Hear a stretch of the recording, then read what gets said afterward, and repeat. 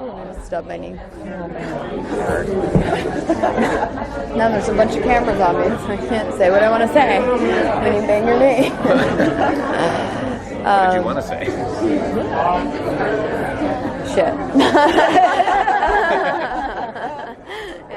Okay. No problem. How frustrating is it that you finally got elected queen and now you're like, yeah, back to the real world. I've said it before, and I'll say it again. I can't lie and say when I found out my memory was going to be wiped and I wouldn't have this chance to explore being king, and I sort of like, marinate in her accomplishment and how far she has evolved. Obviously, I was like bummed about that. But when you've been doing a show for 4 years, you want to be challenged and you want to do new and different things, or else, you're not growing anymore. And for me, I've never been result driven as far as how I approach my performances, because you'll never be happy if you want people to like it, or you want to get another job because of it. So for me, the process is what I really enjoy. And if the process isn't evolving and I'm not growing with what I'm doing, I'm no longer interested. So it was sad, but also good in a way.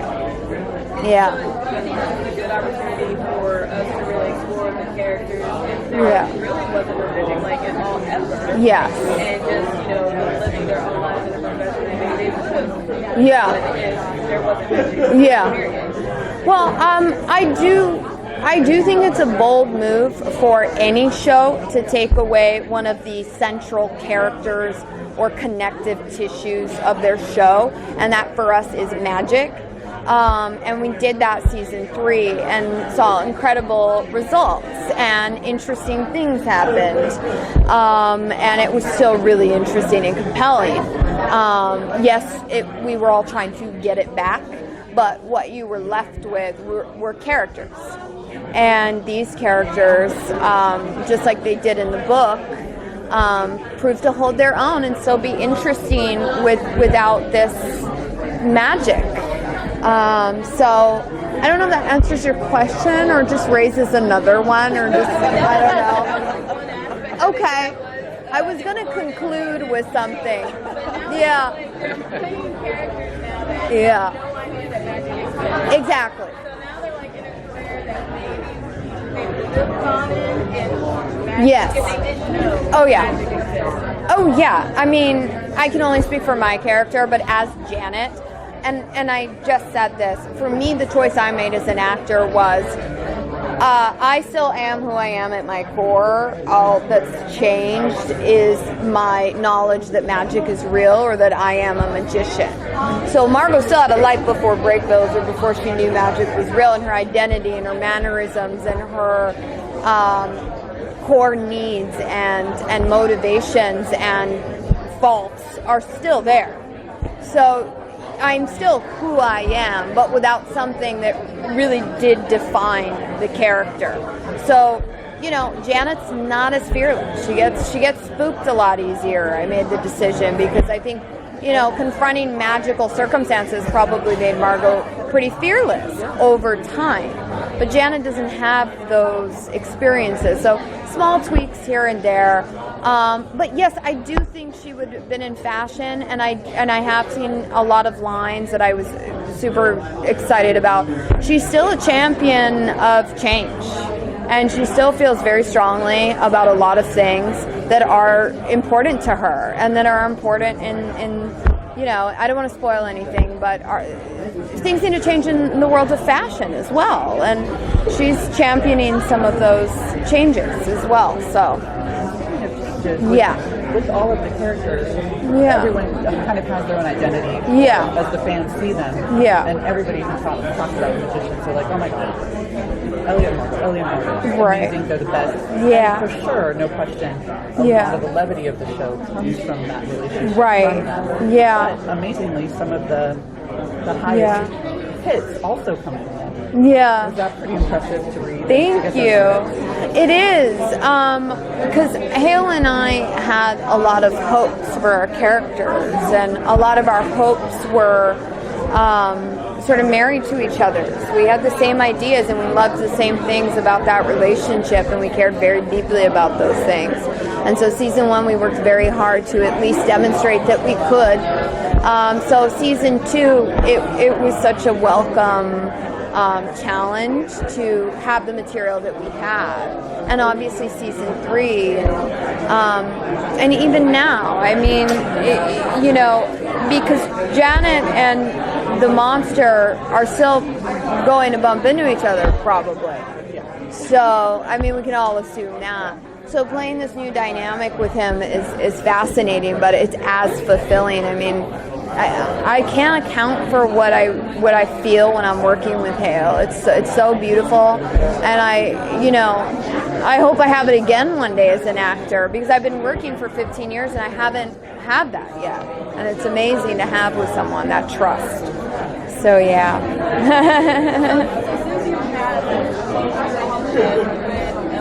Yeah. Right.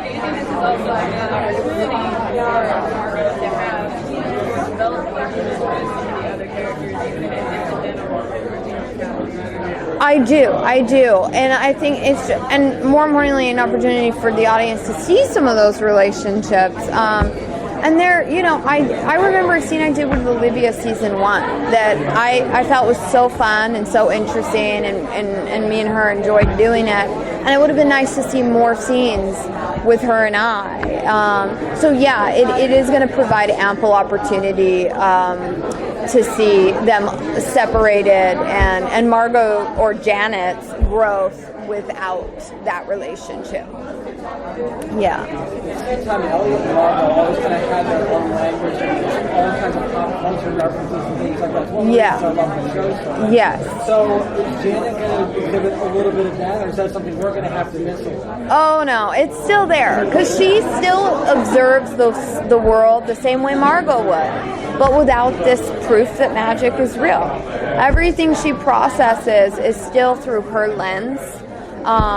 So there's definitely that,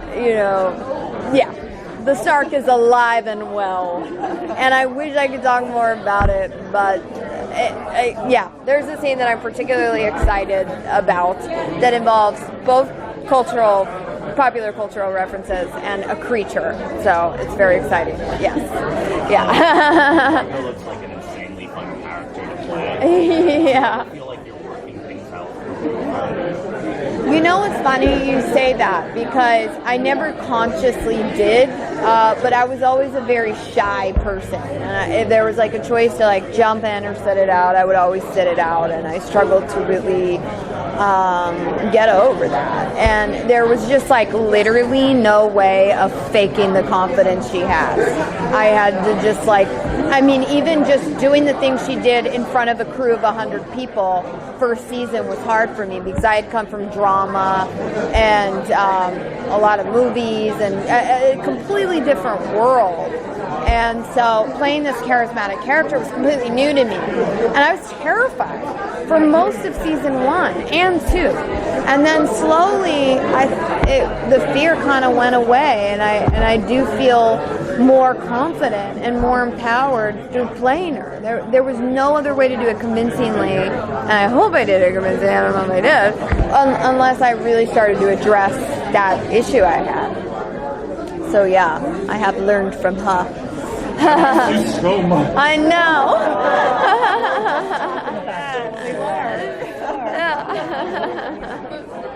Yeah. Awesome. Very cool. Yeah. Is there a favorite? Can you pick a favorite? I can't really pick a favorite. It's tough. There's been so many. There's been so many that I've seen in the room or in fittings that I'm like, I love my costume. She's a genius. She can do no wrong. I can say nothing but wonderful things about her, and I trust her completely. But sometimes I've seen things on me and be like, well, that's kooky. But then I see it on camera, and it's just so cool. And it always looks different than it does in person. And it's just so hard to pick one. And now Janet's in fashion, so it's equally as beautiful and interesting. I just never thought that there was so much eye patch going on. I don't think there was. And I think that was very important to Mowgli, our costume designer. I think she wanted to put some sass in the patch game, you know, and I'm glad she did. The world needed it. There is a part of me that does. From a perspective of just technically, no. You know, I woke up once super nauseous and vomited after a long day of work, and I didn't know that was like depth perception issues, and it can do that to you after a long day.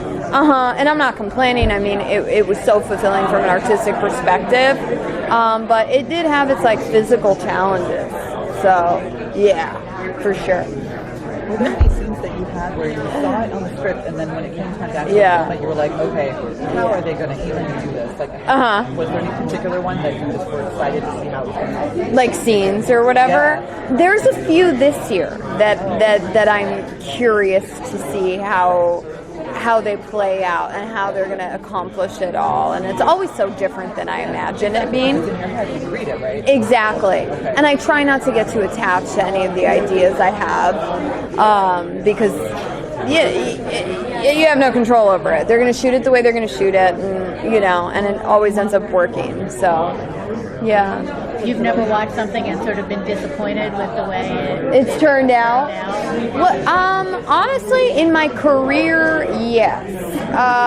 In my time on The Magicians, as it relates to like me and my performance, I can't really speak for anyone else. I've not been disappointed. Maybe perhaps in myself and my performance, I'm very critical of myself. Constantly. Like after every take, I mean, if you saw the dailies do it, it'd probably be like, I ruined it. I blew it. Like every year I'm in knots about my performance. Like, I'm pretty sure that's not true. I think you pretty much kicked it. Oh, well, I mean, I don't know. I'm still just as like critical. But of the editing and the choices they make, no. I love the way they edit our show, and it's such a specific tone, and I think they've done a beautiful job of it. I think so too. Yeah. It's nice you can kind of trust them to do that. Yeah, and I do completely. Yeah. Thanks so much, everyone. Thank you. Thank you so much. Bye.